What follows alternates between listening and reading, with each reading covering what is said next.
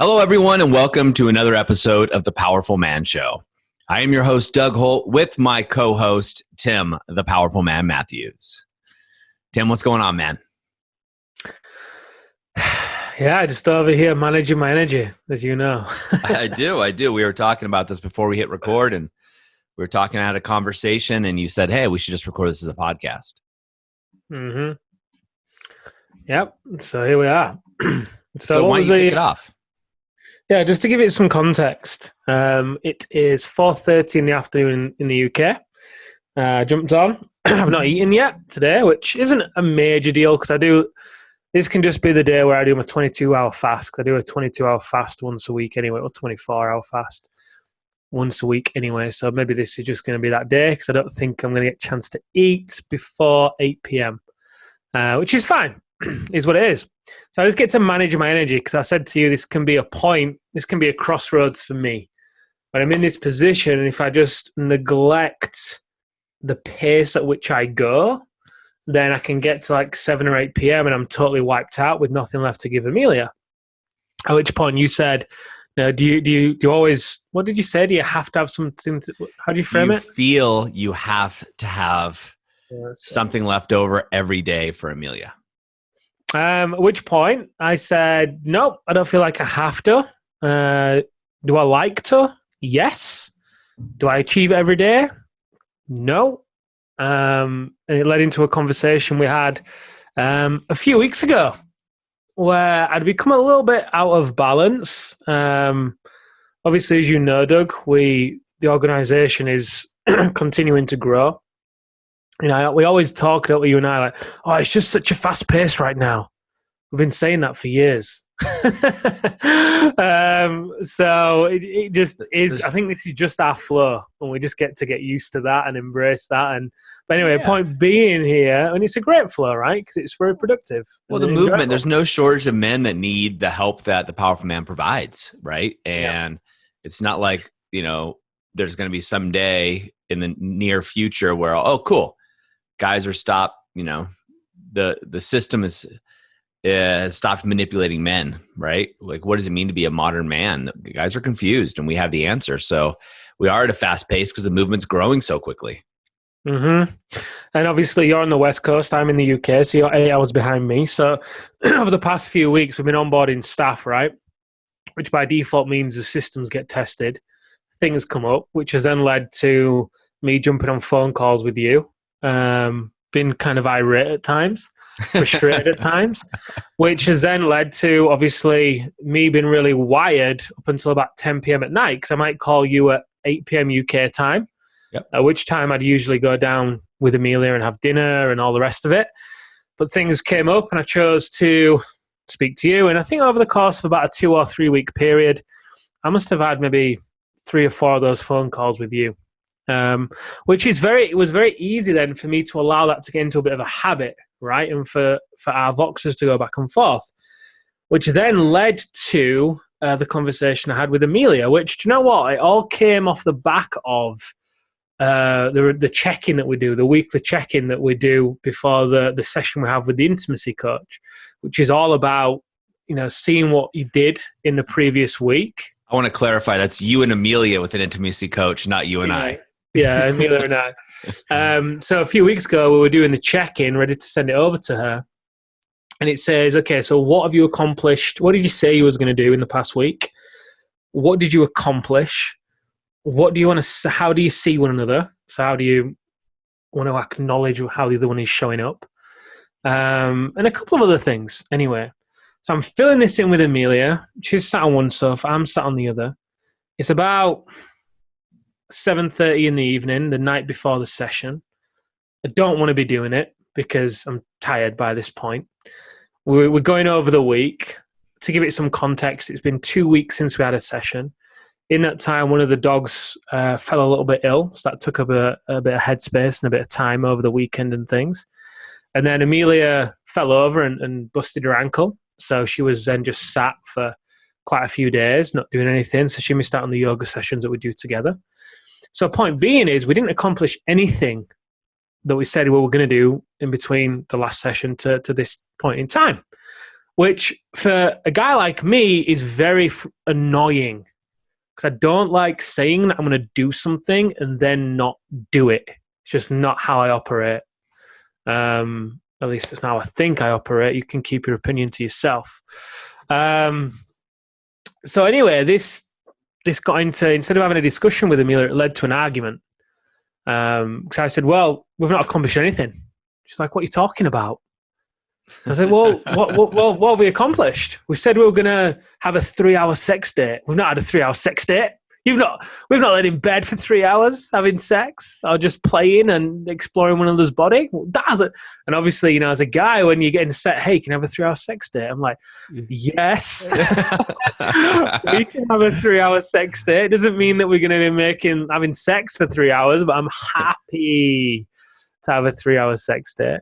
So anyway, you know, as we went through this check-in, it got a bit heated and it led to Amelia saying, well, do you know what? I'm just not cool with the time that you've been finishing work lately. Like, what do you mean? She went, well, you know, you're finishing at 9 o'clock, 10 o'clock. Well, you know, you don't have anything left for me. Tim, I don't care about the powerful man. I don't care about having loads of money. All that I ask is that I have some of your time. I don't need much money to live the life that I enjoy. I live a very simple life. I don't buy lavish cars. I don't do all, you know, I'm very easily pleased. All that I ask for is your time. At which point I'm like, okay, fine. Well, that trip you're going on to Africa to go and trek the elephants,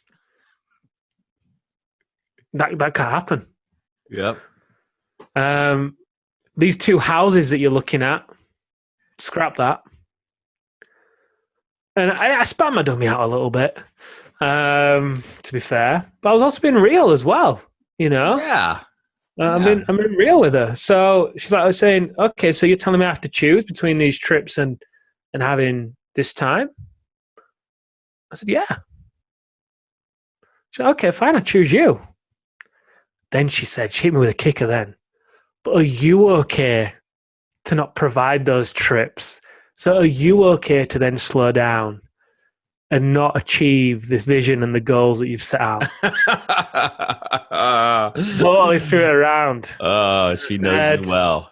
Yeah, so I just said, yeah, fine, all right.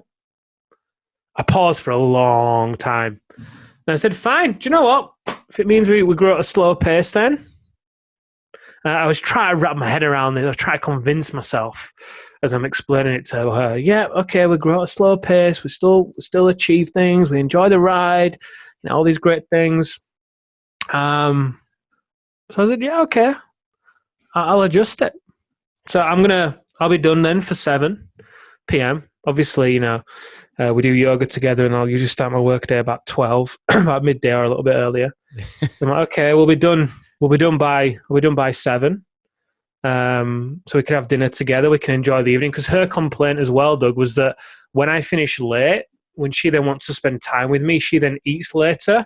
We both go to bed later. We wake up later. She's then tired for her day. And she's like, why am I so tired? I think her ankle, obviously, and her not doing anything fed into her being tired as well. She was also pinning it on me and me finishing late. So the solution to this was that, yeah, she then said, look to me, it's been 5 years. It's been 5 years. I'm like, yeah. And we've lived a great life in those 5 years. Now, for 2 of them, 3 of them, lived all over the world.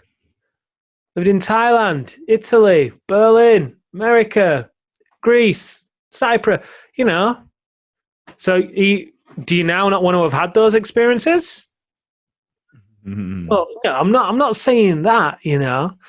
Yeah.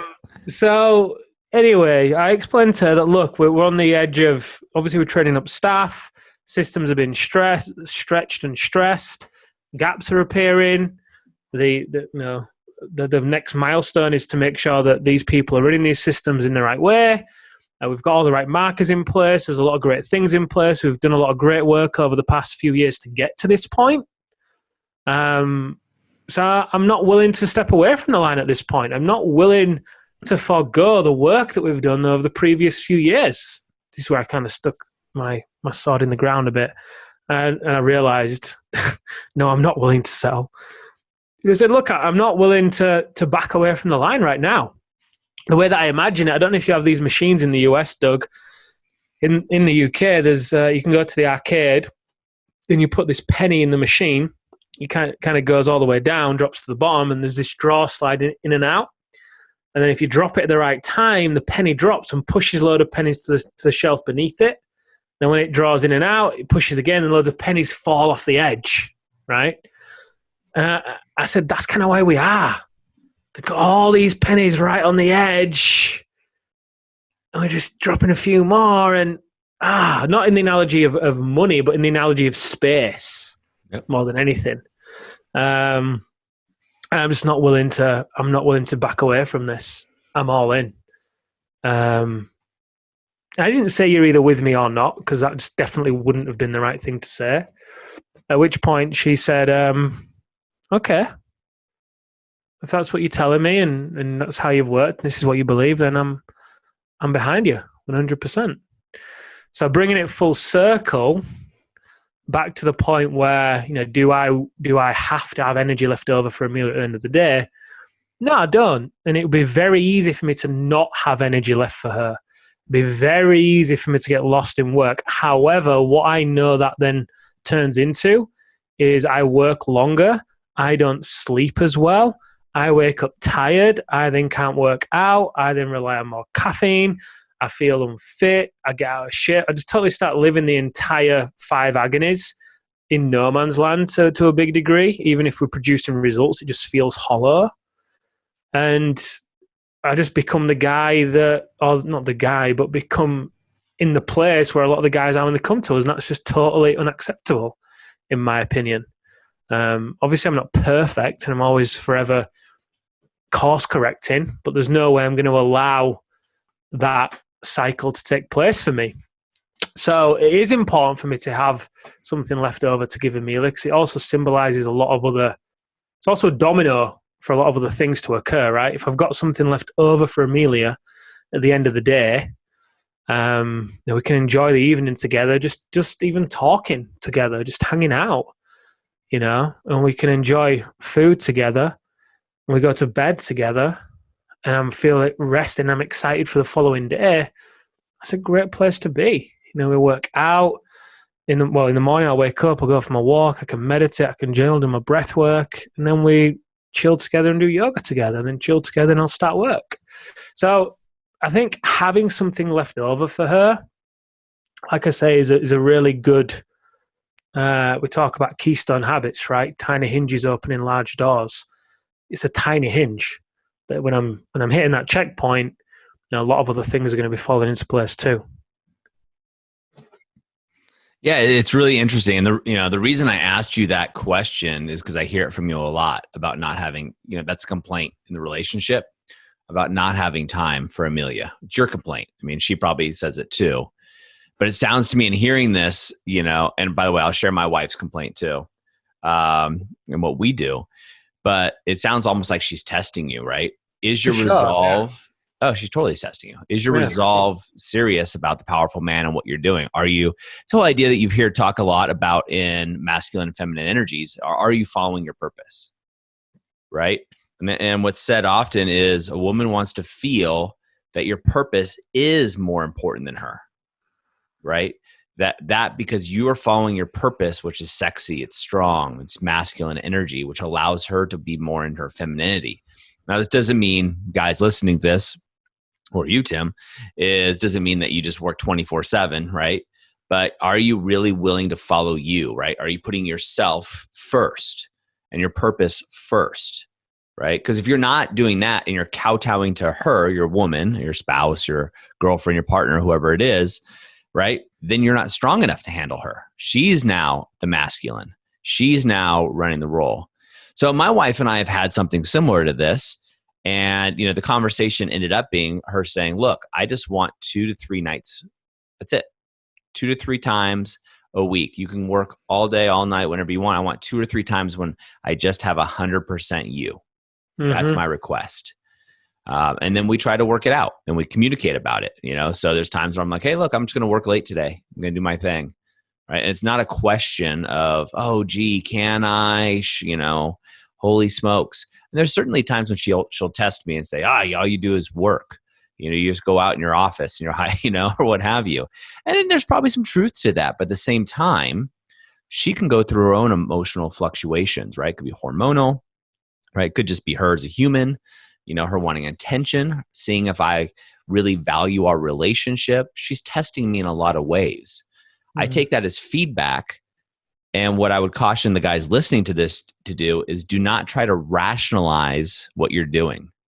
Well, this is just a time. Well, this is going to change soon. Da, da, da, da, da, da. Those are rationalizations and justifications on an emotional conversation, right? In my experience, a great thing to do is validate, right? And be playful. Like, oh, I love that you want to spend time with me and I want to spend time with you. Right now, this is something I'm really into, just like I'm really into you. This is what I'm going to do is we'll dedicate some time when I'm dedicated to you, right? And do that. But right now, this is what I'm doing to fill my cup. There's a caveat, right? Because I think when there's some truth in it as well, right? I know when there's some truth. Oh, for sure. And Amelia saying, you're not spending any time with me, and I know I'm not. Even if I'm there with her, I'm not there with her. At which point, I think if you know that you're not as well, what you're on the edge of your seat, go for it. Well, I'm saying that's quality versus quantity, right? Yeah, and that's the idea of like, hey, have 3 possible nights where it's like total quality is better than. I don't know any couple that talks more than you and Amelia. All the people that I know, and I have a huge ass network, as you know. I don't know anybody that talks more than you guys do. I mean, you guys friggin' talk every hour. We'll be on a drive going to an alpha reset for the guys listening to this, and Amelia will call you probably 5 times, during that drive. And it's not an exaggeration. While we're at the event, she'll be calling you, and you'll be calling her. It's awesome to see. It's what? I'm an addictive guy. It's awesome to see how much conversation you guys have and how connected you are. But it goes back to that idea of, one is, are you doing it from a place of guilt? You just said, hey, you realize that some of it's true. Okay, great. Some of it is true. There's a lot of truth in a lot of things, right? But it is the feeling that arrives, a feeling of guilt and a feeling of, I should be doing this. I certainly went through that, Tim, quite a bit. As you know, like early on in my relationship with my wife, I owned a couple companies. I was working a lot. I was working out. I would go out with the guys every once in a while. And when it got thrown in my face, I go, oh, you know what? She's right. I'm not spending a ton of time with her. Gosh. And then I started feeling guilty because I should be doing more. And when I go into that realm, that should is a comparison of either the ideal me and a comparison that I'm not hitting, or a comparison of other husbands, et cetera, and how they're doing. And either way, I'm falling into that comparison trap. And I'm not saying you're doing that, right? But I'm saying I would guess 99.9% of the people that fall into that conversation do fall into that. And that with that guilt comes a little bit of shame. And we all of us live with shame and guilt. There's just, some people say they don't, but everybody does. And it's how that shame and guilt gets manifested and or manipulated by others, but how it gets manifested. And now are we being driven in some way, shape, or form? And we all do it. So there's no judgment here. But are we being driven a little bit by that shame and guilt, or are we really driving the ship ourselves? Yeah, and you raise a good point. I think for me, I think the distinction I was making as well is, and this takes some experience, right? When those tests come up, and I love piercing it with playfulness, and sometimes I push that a bit too far. It's not the right time to be playful, but you and me both, man. You and me both. I sometimes find it even more fun to play in those times. But yeah, when the tests come and I know there's some truth in it, and I can listen, and I'm like, do you know what? She's right. I have been on phone calls until 10 p.m. I have been this, and I can see other things slipping. Like I'm then tired at the weekend, and I'm wanting to sleep in till like 11 a.m. or whatever to just rest and recover.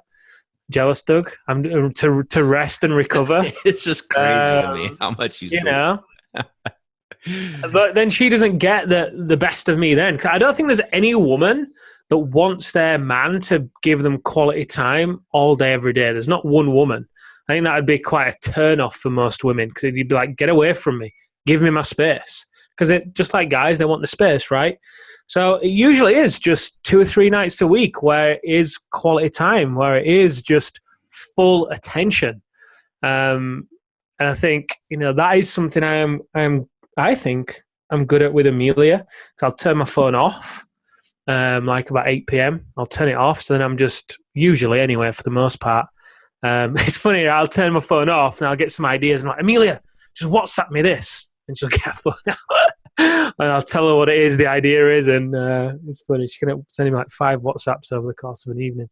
But yeah, point being is, when you're able to be present and give them your full attention, even if it is 2 or 3 nights a week, it's usually enough, right? And when you're doing that and you can feel this connection, you feel the playfulness that exists in the relationship, then when those tests do come up, it's just, it's like water off a duck's back, right? It's just, yeah, whatever.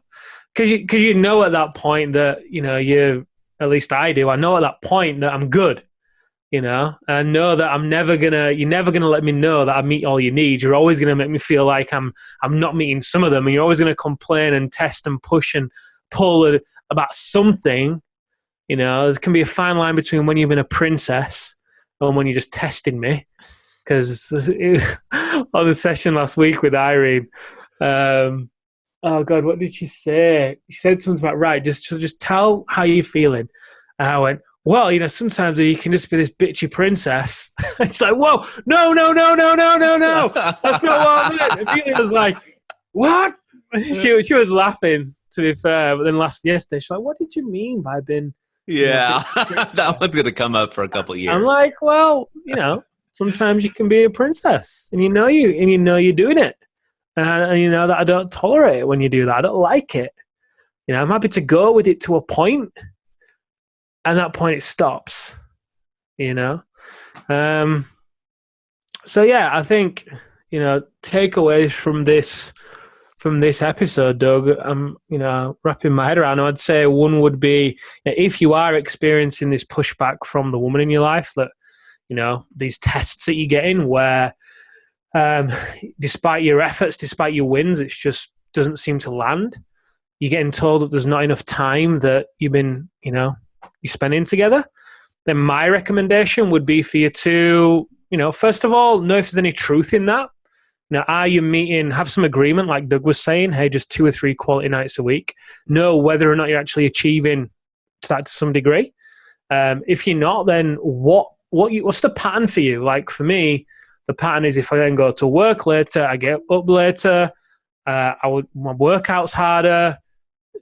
Usually it's health. My health starts to slip. I'll start to pick up foods that I don't usually eat just to snack on to keep me going. I'll have, instead of 1 coffee a day, I have to have 2 cups. So have a look at what the cycle is, what the pattern is. And then the third thing would be, I think, how do you respond in those situations when you do get pushed and tested? Do you flounder? Do you give your power away and roll over? And what did you say? Cow something? What did you say? Kowtow? We don't say that in the UK. Do you then kowtow to the woman? And if you do, then, how do you get to break that? Yeah, and I know we're wrapping up here, and I'll just add on something, guys, is, are you being driven? And this is a hard thing to look at, guys. This takes some very introspective work. And what I'll just say is balls, right? To look at yourself in a way that may not be pretty. It takes a lot of guts and a lot of courage. That's why most men don't do it. But you're not most men. Otherwise, you wouldn't be here with us now. But are you being driven by guilt and shame? Are you being guilt driven by a way you should behave, a way you should be, or are you actually following your energetic passion? And if that's so, that's a different response and a different conversation, in my opinion. Mm-hmm. All right, Jim. Well, Tim, as always, thank you for opening up. I always get so much out of what you share, and you and I have these conversations, gosh, a lot. Not daily, but weekly. You and I talk about things that are going on in our lives, and as well as we share with all the guys that are in the Brotherhood, which is the advanced program. Gentlemen, if you hear anything you like here and you want to hear more about what Tim is doing and trainings from The Powerful Man, head over to thealphareset.com. That's thealphareset.com, where you can get more tips and tricks from Tim himself and the opportunity to jump on with one of our coaches for a quick conversation. Until then, guys, have an amazing day, and we'll see you next time on The Powerful Man Show.